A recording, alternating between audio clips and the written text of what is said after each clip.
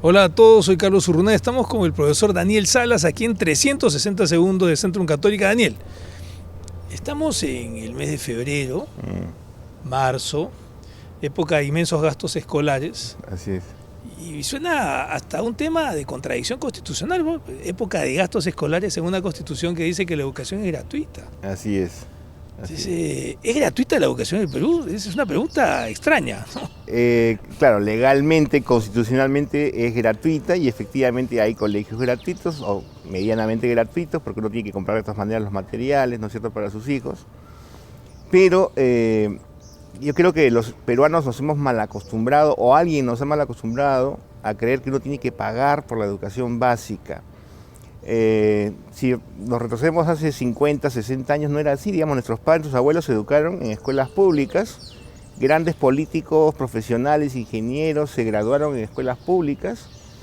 Ahora de pronto graduarse en una escuela pública como que te cierra las posibilidades laborales posteriores, como que los padres hacen un gran esfuerzo por poner a sus hijos en un colegio privado, incluso el más modesto. Y ese es un tema, ¿no? Es decir, ¿tú crees que el precio de la educación privada en el Perú se ha convertido en un regulador de la tasa de natalidad?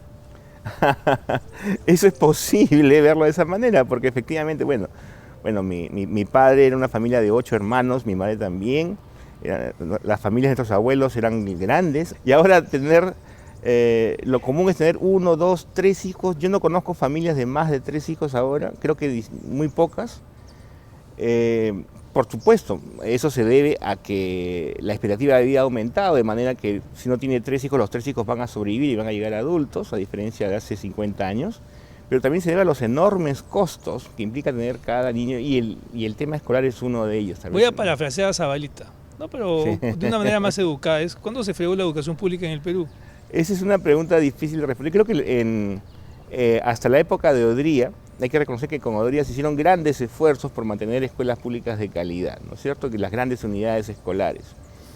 Creo que después de eso empezaron a aparecer, claro, los colegios privados empezaron a aparecer, empezaron a tener más importancia, mayor valor educativo, es verdad, o sea, los colegios privados ofrecían una mejor educación y la masificación de la educación no implicó una mejora de la calidad, más bien implicó una caída de la calidad. Y de pronto se volvió necesario para una gran cantidad de familias tener a los hijos en un colegio privado, incluso el más modesto, porque la masificación de la educación escolar pública le continuó pues a una pérdida de la calidad. Ahora el abanico de precios, Daniel, tenemos educación privada de 100 soles, 200 soles, 300 soles, 600 soles, y hasta $600, $1.200, $2.000. Claro, el rango es extremo, ¿no? Va de lo extremadamente caro a extremadamente barato, ¿no? La calidad, por lo tanto, es disímil. La calidad es disímil, es decir, si yo fuera padre de familia y no pudiera pagar, solo pudiera pagar 300, 400 soles por un colegio privado, yo creo que objetivamente tendría que optar por un colegio público, porque en ese rango, en ese nivel, los colegios públicos son mejores, está demostrado. Ese es mejor performance. Es un excelente punto el que tocas, yo pago 200 soles, 300 soles por un colegio privado. ¿Qué tan distinta es la educación que recibe mi hijo por los 300 soles en el colegio privado que la que recibiría en un colegio público? En realidad no es muy distinta, es más, yo diría que el colegio público puede ser mejor. ¿Y por qué pago? Porque los padres de familia sienten que sus hijos están un poco más seguros, más protegidos en un colegio privado y porque ahí pueden reclamar, tienen más poder para reclamar en tanto que se convierten en clientes de ese colegio. En un colegio público la posibilidad de negociación es menor porque yo no pago nada, ¿no? Todos los padres de familia que están saliendo de la pobreza hacen lo posible por poner a sus hijos en colegios privados modestos, pero en ese aspecto la diferencia no es suficiente. Claro, por supuesto en los colegios de élite, en los colegios más caros la diferencia sí es significativa y sí digamos, si hay una rentabilidad en poner a tus hijos en colegios extremadamente caros si los puedes pagar. Ahora sí. Ese es otro punto, ya, yo los puedo pagar, pero la educación vale eso. Bueno, es difícil calcular el valor de la educación porque es una rentabilidad a futuro, ¿no es cierto? A futuro de muy largo plazo, donde se va a poder ver la diferencia de capacidades que desarrolla un chico que, por ejemplo, habla 2 idiomas extranjeros o que ha viajado, que conoce otros lugares y que tiene cursos extra, ¿no? Pero yo coincido contigo, pero ¿eso vale $2.000 mensuales? Pues $2.000 mensuales es, me voy a París, claro, y, sí. y llevo a mi novia. Y todos los meses, ¿no es cierto? Y todos los meses. Es claro. mucho, ¿no?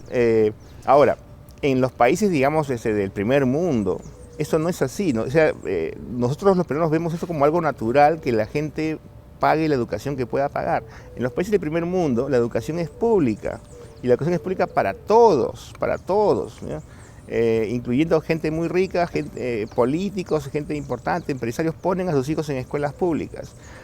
Y las escuelas privadas son verdaderamente muy caras, pero son solamente escuelas privadas caras para gente millonaria que tal vez quiera pagar eso, pero no hay escuelas privadas, digamos, de poco precio. A nadie se le ocurriría en Estados Unidos, en Alemania, poner a su hijo en un colegio privado barato, porque el colegio público es suficientemente bueno, es mejor. Y ahí hay un ¿No es tema, y con cierto? esto terminamos, Daniel. Sí. Tú le preguntas a un finlandés cuál es el mejor colegio y te responde el de la esquina. Por supuesto. En el Perú, por supuesto. la realidad es que va a tener que convivir la educación pública con privada. Así es. ¿Cómo lograr un equilibrio en esa convivencia? Si el público ve que el Estado está poniendo escuelas públicas de calidad, se va a tener que mover a esas escuelas. Esa creo que es la dirección correcta. Cuando los padres de familia descubran que invertir en una escuela privada mediana no vale la pena. Las escuelas privadas deben ser solamente para gente, bueno, que tiene tal vez un poder adquisitivo muy alto, pero no para la gente de poder adquisitivo medio o bajo. Todos ellos deberían estar en escuelas públicas de calidad. Y creo que si el Estado pusiera escuelas públicas de calidad, rápidamente los padres de familia se darían cuenta de que su inversión en escuelas privadas no vale la pena. Muchas gracias, Daniel. Daniel Salas, en temas de educación de Centrum Católica. Un trome el profesor Salas. Como de costumbre, gracias por estar con nosotros en Centrum Católica 360 segundos. Cuídense mucho.